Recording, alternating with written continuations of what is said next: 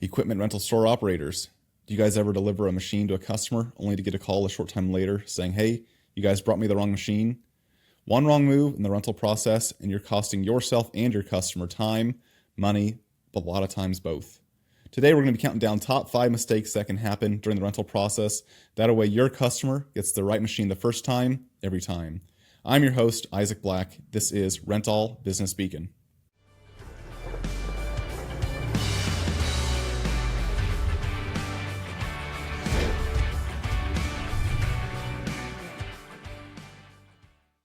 Today I've got a pretty cool episode lined up because it's a bit of a hybrid of who is going to gain some value from it. Who's going to pull more is going to be the rental store operators. I'm going through the insights of mistakes that can happen when having conversations over the phone or even in person with the contractor. But then alike with the contractor, you guys are going to pull some benefit from this too. So you get appreciation of why it matters to talk through what you're doing, make sure you understand the correct terminology for equipment. Even though you may have a certain background with equipment where this job site, you're used to calling, or this company, you're used to calling certain equipment, certain things, where in the industry, there's more of a standard. That's what we're going to be trying to operate from as rental store operators. So for example, you have a guy that's been on a quarry for a lot of his life. So he's used to full-size machines, full-size track loaders, but he gives you a call saying, hey, I need a compact track loader. So this is what we get them. We take them out a TL8. That's one of our favorite brands to run is Takeuchi. We've been running those for a while. We've ran just about every brand out there, but we've really landed on Takeuchi just because their travel speed is super fast. They're honestly workhorses, but each rental house has their own preferred brand. Each operator has their own preferred brand. But for us, after a few generations, we landed on Takeuchi. We've been really proud of it and fond of the brand. But anyways, so we've got a TL8 to this guy, but he called in saying, yeah, again, I need a compact track loader. He's used to bigger full-size track loaders, but what he was needing was a mini track loader like this little Toro Dingo TX1000. So he may have just misunderstood of terminology for what stuff was. He was calling it compact, where he was figuring something super small and tight and compact, which it is, but at the same time, a compact track loader was that TL8 as previously referenced. So that falls on the rental store and contractor alike, where I think ultimately the most important thing is the responsibility of you as a rental store operator to make sure that you're asking the right questions during your conversation with the customer. Just 30 more seconds of conversation of saying, hey, what's the job you're doing? What's the environment like? What kind of expectations do you have of the machine? Some super small, low-key conversation. That way you're not wasting half a day swapping out the machine with the customer, getting them what they needed the first time. Because ultimately what's going to end up happening, more than likely, you're going to eat it. You're going to eat the cost of fuel, time, and all that it takes place to swap machines. The customer is going to have frustration, even though some guys are nice and realistic and take responsibility for the mistake. Then you're always going to have the guys that are proud and they're going to say, no, not my mistake. You guys should have done a better job of knowing what I needed, understood what I was thinking. It is what it is, but that's why it's super important to understand the job at hand. That way you are getting them the machine that they need. Also, there's something to be said about the connection that you make with the contractor when you make a couple more questions about what they've got going on. It shows your interest in the job. It makes it more personable to them. That way they feel a sense of pride of, well, this is what I'm working on. They might share a little frustration that they're dealing with, and it gives you a chance to sympathize for them and make them feel like, someone's hearing me for this issue that I'm running into. So it just builds that human connection, shows the genuine sense of interest in what they've got going on, as well as the interest in making sure that you are setting them up for success in that job. Don't be a reason that they don't get their job done timely. Make sure that you're not a reason that they could have some sort of frustration. Again, may not necessarily be your fault, but what is in your control is the ability to ask questions and get to the bottom of exactly what they need. So what we like to make sure that we're doing is we're getting them the right machine the first time, but we're all human. You're going to make mistakes. Just roll with it. Things will work out. Moving on to mistake number 2 is going to be in regards to safety. What I mean by safety is the safe operation of equipment, where when a customer comes on site, we will actually go through each function of the machine there in front of them. What this does is it makes sure that we have given the customer the chance to ask questions, as well as see the machine operating safely and correctly. That way it cuts out any chance for a customer to say, hey, the machine wasn't running right from the time I picked it up. You've already shown in front of the customer, here's everything operating as it should, and it's safe, and this is the manner in which you should use it. Along with that, it gives you a chance to show the customer, hey, these are the things that we're looking for the machine. That way it gives them their chance to do their morning walk around. It gives them a chance to see what it is that we're looking for and what they should be looking for on their job site.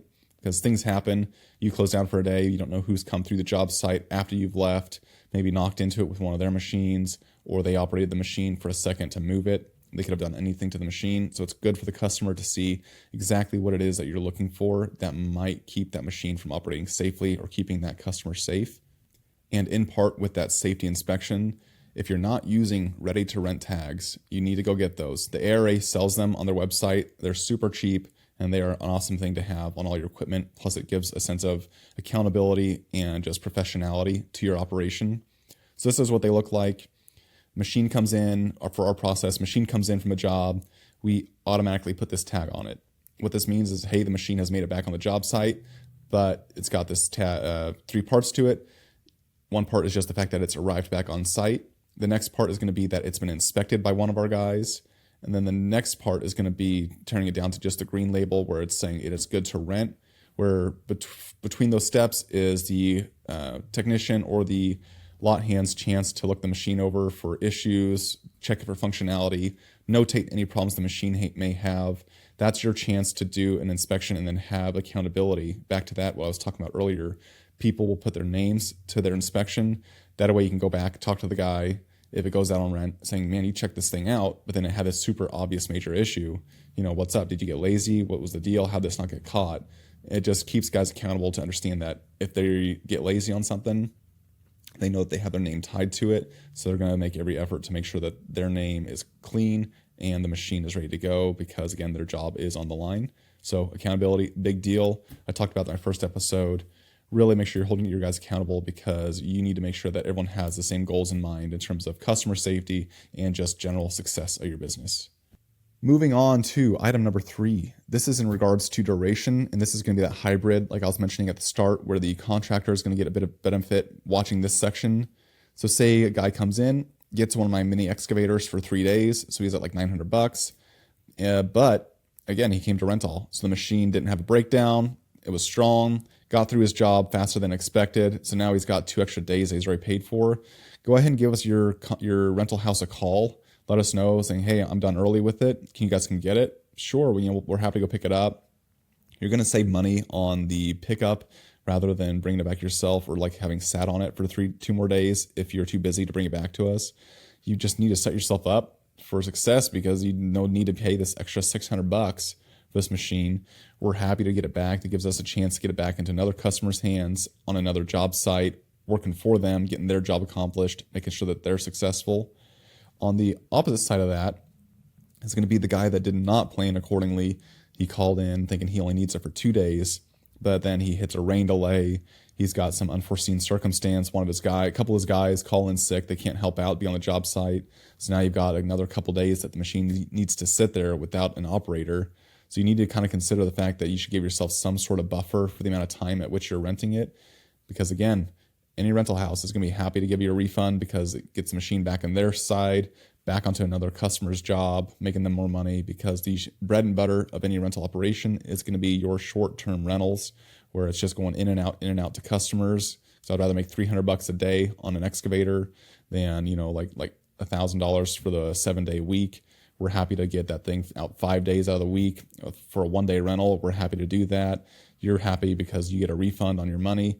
Always plan for a bit of a buffer. That way, if it runs later, you've got that figured into your bid. Then also it gives the benefit of then saving your company money because you're able to roll that back into your profit for that job because things got done sooner than you expected. So it's a win-win. Item number 4. This is going to be a weird one. You're going to wonder, how does loyalty play a part in top 5 mistakes? It's going to be really simple. If you're loyal to a certain brand forever, you may have become accustomed to how they operate, how their fee structure is, all their little add-ons that may just tack on at the back end of the rental. You may think, oh, that's just part of it, without taking the chance to call around, ask about how other companies do their pricing structure, where for us, we have typically the lowest damage waiver in the industry, as well as a bit of a competitive advantage where we pay the sales tax on all of our machines at time of purchase. And because of that, we don't have to charge sales tax on the rental. So that saves you as a renter about 10% roughly here in St. Joe on the rental that you would have to pay in pretty much any other rental houses in the area. So it's great for you to just see what sort of benefits you can get by going elsewhere. If you look up top frustration in this industry for renters, what it'll come back with as a result is hidden costs at the end of the rental. So we've got guys that talk about, oh yeah, I went to this brand forever. You know, the sales rep would give me a discount on a machine, just get on our job site. And then after the second month, suddenly it's the full rate. They took the discount off there, didn't mention anything about it. Or just generally speaking, a salesman promises a discount on a machine gets delivered, then the contractor at the end of it gets his bill for the full rate because the salesman failed to pass that info along to billing. So for us, the biggest deal is we don't try to wheel and deal prices just because we like to offer face value. It's transparent. It's on our website.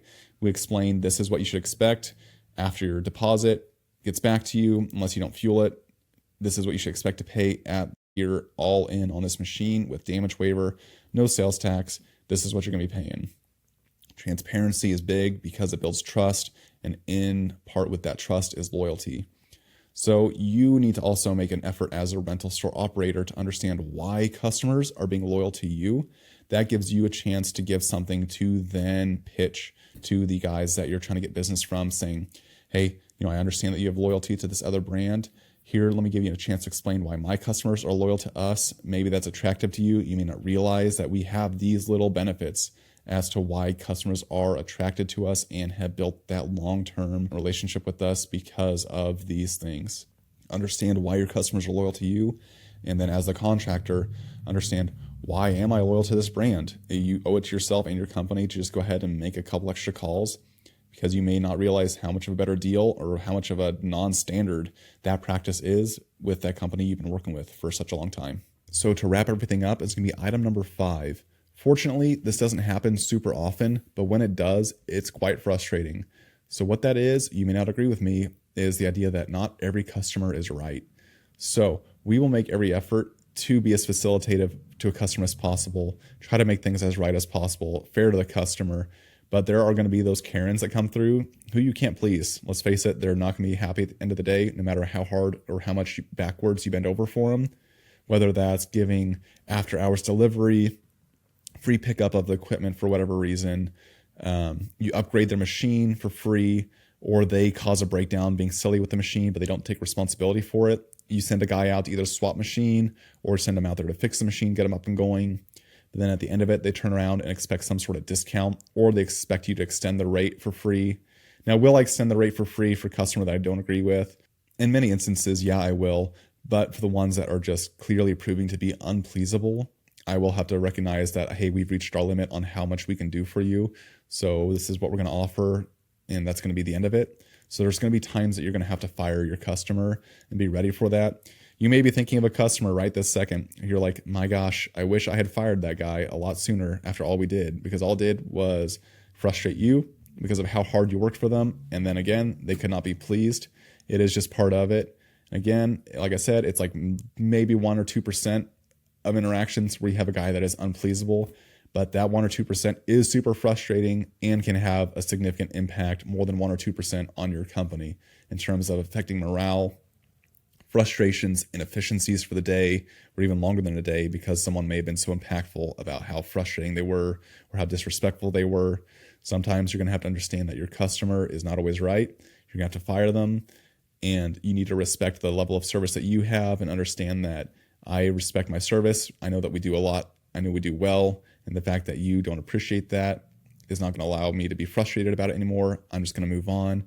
Thank you for the business that we did have, but we're going to have to move on from this transaction, and we wish you the best. So don't be afraid from firing your customer, understanding that you still need to do everything you can to be as facilitative and courteous to the customer as possible. Always operate with decorum, no matter how nasty they're getting, but it's going to happen. It does happen. So top 5 mistake could also be being too facilitative and negatively impacting your company by working too hard with a customer that simply cannot be pleased. Well, that's going to do it for this week's episode of Rent All Business Speakin'. Next week, tune back in. We're going to be talking about theft in the industry and red flags that you should be paying attention to at time of rental. It won't be with any guests, but there's going to be some faces on there that you're going to recognize. So again, tune in next week as we go over theft and things you can do to protect yourself. Thank you for your time on this one, and have a safe week.